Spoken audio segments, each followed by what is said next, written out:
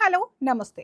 Welcome to political media presents చిత్రం exclusive news. నేను మీ తరంగిణి. Power star అభిమానులకి గుడ్ న్యూస్.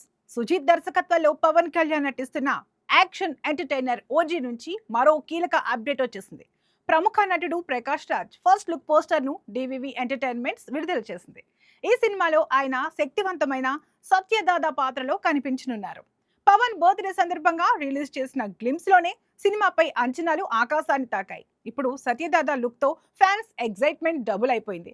ఇక పవన్ సరసన ప్రియాంక అరుల్ మోహన్ విలన్ గా ఇమ్రాన్ హష్మి నటిస్తుండగా తమన్ అందించిన మ్యూజిక్ తో ఈ సినిమా ఈ నెల 25న గ్రాండ్ గా థియేటర్లలో రిలీజ్ కానుంది. స్టార్ హీరోయిన్ సమంత తన కెరీర్ లైఫ్ అనుభవాలపై చేసిన వ్యాఖ్యలు సోషల్ మీడియాలో వైరల్ అవుతున్నాయి. ఇటీవల ఓ ఇంటర్వ్యూలో మాట్లాడుతూ స్టార్డమ్, ఫ్యాన్ క్రేజ్, గ్లామర్ ఇవన్నీ శాశ్వతం కాదని, జీవితం తనకు చెప్పిన పెద్ద పాఠం ఇదే అని సమంత చెప్పారు.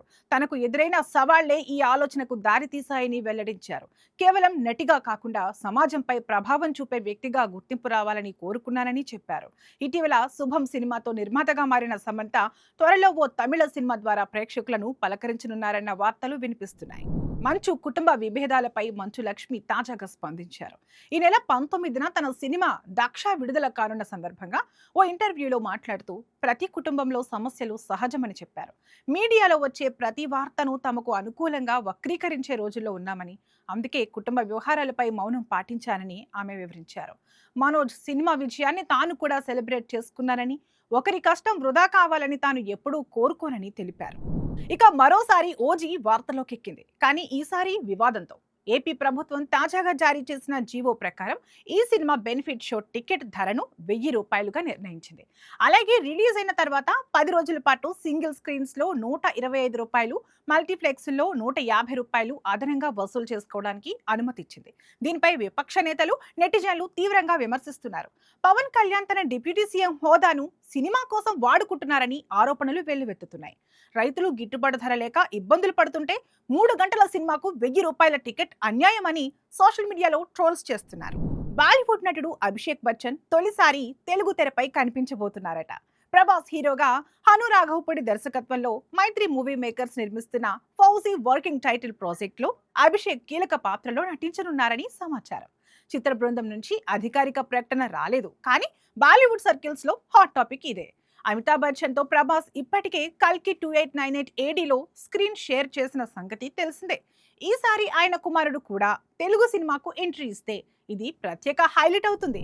తెలంగాణ సీఎం రేవంత్ రెడ్డి సినీ కార్మికుల సమస్యలపై స్పందించారు. ఎఫ్డీసీ చైర్మన్ దిల్ రాజు ఆధ్వర్యంలో జరిగిన సమావేశంలో కార్మిక సంఘాల నాయకులు సమస్యలను వివరించారు. సినీ పరిశ్రమ అభివృద్ధికి ప్రభుత్వం పూర్తి సహకారం అందిస్తుందని సీఎం హామీ ఇచ్చారు. కార్మికులకు స్కిల్ యూనివర్సిటీ ద్వారా శిక్షణ, హెల్త్ ఇన్సూరెన్స్, చిన్న సినిమా నిర్మాతలకు సహాయం వంటి చర్యలు తీసుకుంటామని తెలిపారు. సమ్మెలు 2 వైపులా నష్టం చేస్తాయని, చర్చల ద్వారానే సమస్యలు పరిష్కరించుకోవాలని రేవంత్ రెడ్డి అన్నారు. చిత్ర పరిశ్రమలో హీరోగా నిలదొక్కుకోవాలంటే కేవలం స్టార్ల కొడుకులే కావాల్సిన అవసరం లేదని, అద్భుతమైన ప్రతిభ ఉంటే ఎవరైనా విజయం సాధించవచ్చని హీరో మంచు మనోజ్ అన్నారు. ఇటీవల ఆయన నటించిన మిరాయి చిత్రం విజయం సాధించిన సందర్భంగా ఏర్పాటు చేసిన సక్సెస్ మీట్ లో యూట్యూబర్ మౌలి లిటిల్ హార్ట్ సినిమాతో బ్లాక్ బస్టర్ కొట్టాడు.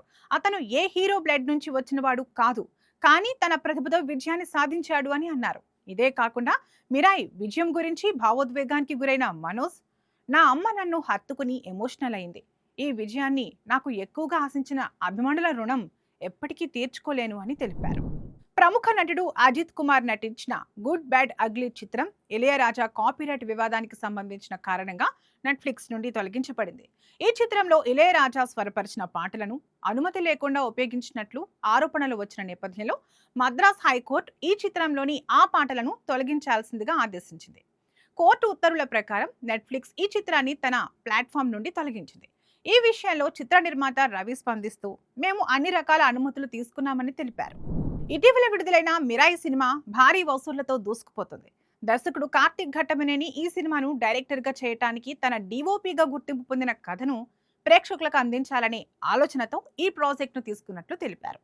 కార్తిక్ మాట్లాడుతూ ఈ సినిమాకి సంబంధించి ఆలోచన రామేశ్వరం వెళ్లే సమయంలోనే నాకు వచ్చింది.